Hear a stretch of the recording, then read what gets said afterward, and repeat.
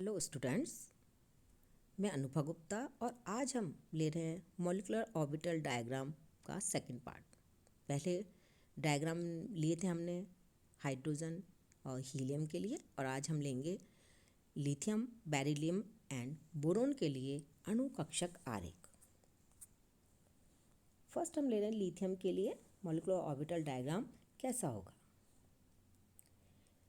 यहाँ पर जो लिथियम है, लिथियम का इलेक्ट्रॉनिक कॉन्फ़िगरेशन है 1s2 2s1। इसके पास कुल 3 इलेक्ट्रॉन्स हैं, और जब मॉलिक्यूल बनेगा तो यहाँ पर कुल इलेक्ट्रॉन्स हो जाएंगे 6। हमने जो है इनके अंदर जो मॉलिक्यूलर ऑर्बिटल्स हैं उनका ऊर्जा का बढ़ता क्रम इस तरह से है: sigma 1s bonding, sigma 1s anti bonding, sigma 2s bonding and sigma 2s anti bonding. अब आपको कुल 6 इलेक्ट्रॉन बढ़ रहे हैं, इनको ऊर्जा के बढ़ते क्रम में भर देंगे तो मॉलिक्यूल का इलेक्ट्रॉनिक कॉन्फ़िगरेशन हो जाएगा sigma 1s2, sigma star 1s2, sigma 2s2।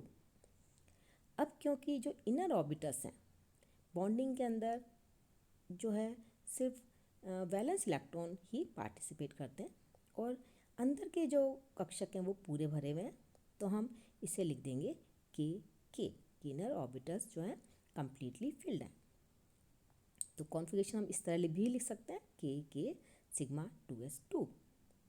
अब हमें निकालना है बॉन्ड ऑर्डर।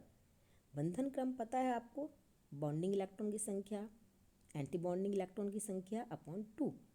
तो बॉन्डिंग इलेक्ट्रॉन कितने हैं? 2।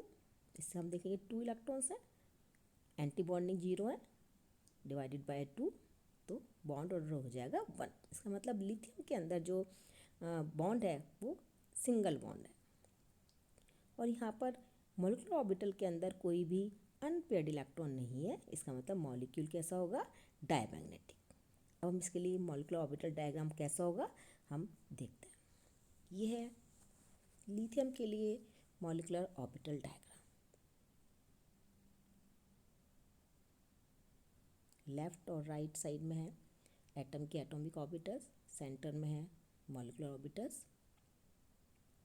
हमने जिस तरह से हम एटॉमिक ऑर्बिटल में भरते हैं इलेक्ट्रॉन, हम उसी तरह से मॉलिक्यूलर ऑर्बिटल में भर देंगे। तो देखिए यह वैलेंस इलेक्ट्रॉन 2 ही हैं, और दोनों इलेक्ट्रॉन किस में जाएंगे में सिग्मा 2s मॉलिक्यूलर ऑर्बिटल के अंदर। ये ऊर्जा के बढ़ते क्रम में बने हुए हैं। तो मॉलिक्यूलर ऑर्बिटल डायग्राम जो आप बनाएंगे वो इस तरह से बनाएंगे।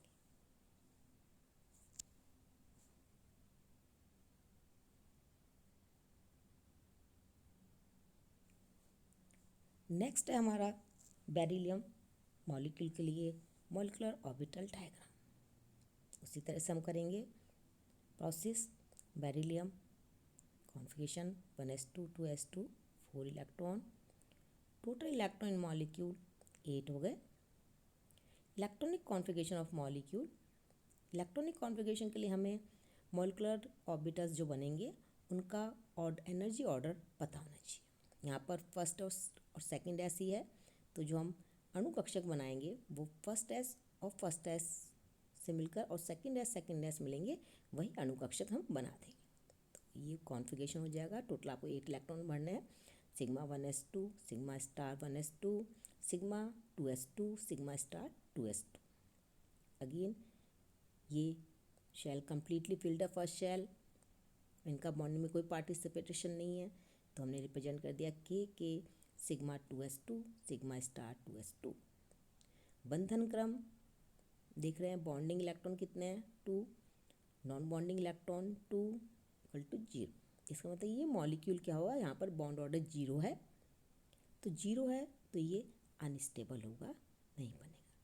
लेकिन 2s और 2 में p में यदि कुछ ओवरलैपिंग होती है और कुछ % चांस यदि होता है, तो जो होगी स्टेबिलिटी इसकी नेग्लिजिबल होगी। इसके लिए मॉलिक्यूलर ऑर्बिटल डायग्राम इस तरह से होगा। हम सिर्फ 2s तक के ही मॉलिक्यूलर ऑर्बिटल्स बना रहे हैं। सेम वही चीज़ है, एनर्जी का बढ़ता क्रम।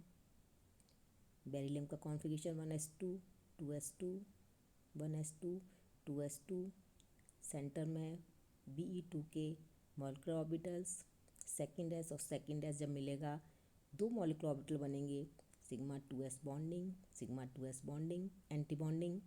टोटल इलेक्ट्रॉन आपको भरने हैं 4, 2 इलेक्ट्रॉन जाएंगे सिग्मा 2s बॉन्डिंग के अंदर और 2 इलेक्ट्रॉन जाएंगे sigma 2s anti bonding molecular orbitals के अंदर। और डायग्राम हमें जब बनाना है हम इस तरह से उसका ऊर्जा स्तर आरेख बनाएंगे। आप और देख लीजिए किस तरह से हमने मॉलिक्यूलर ऑर्बिटल डायग्राम बनाया।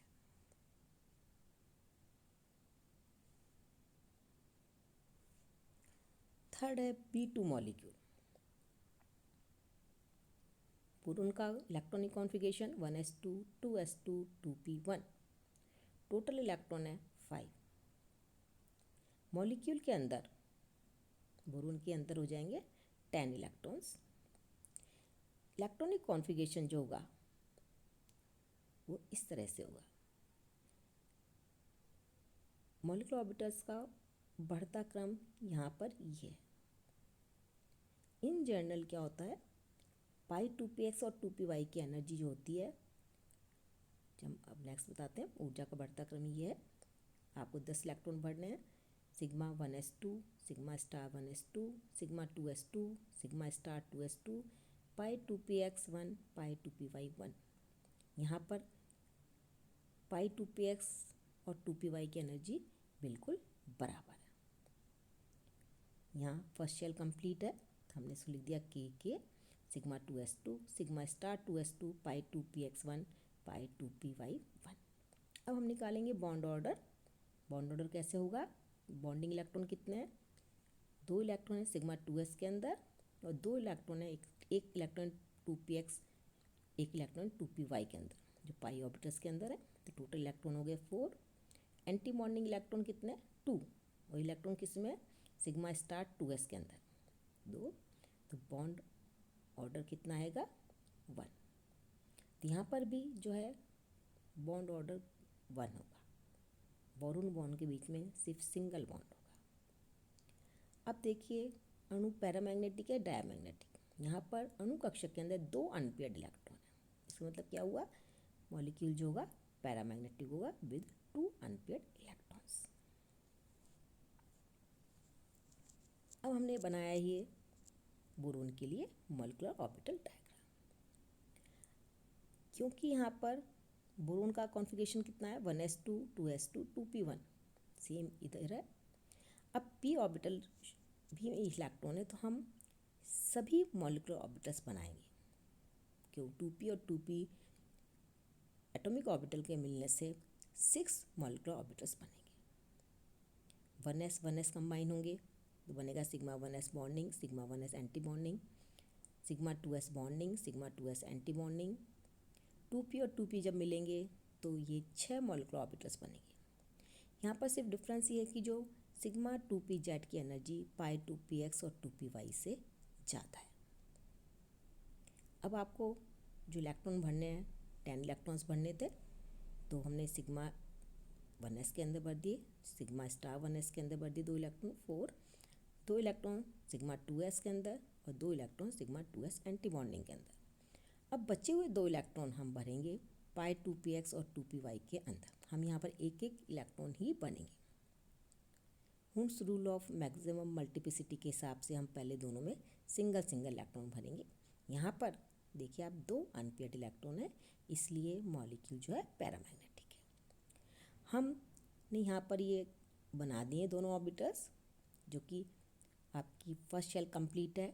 क्योंकि यदि आप इनको कंसीडर करें तो जितने इलेक्ट्रॉन बॉन्डिंग में उतने ही एंटी बॉन्डिंग में, तो इनका कोई भी बॉन्डिंग में रोल नहीं होता। यहाँ पर असल में 2pz की एनर्जी ज़्यादा है। इन जनरल क्या होती है, 2pz की एनर्जी कम है और मॉलिक्यूल पैरामैग्नेटिक है। और पैरामैग्नेटिक तभी हुआ है जब इलेक्ट्रॉन अनपेयर्ड हो। तो और ये इस तरह से हम बोरोन के लिए मॉलिक्यूलर ऑर्बिटल डायग्राम बनाएंगे। बहुत सिंपल है, एक बार आप सिस्टमेटिकली करेंगे तो आसानी से मॉलिक्यूलर ऑर्बिटल डायग्राम बन जाएंगे।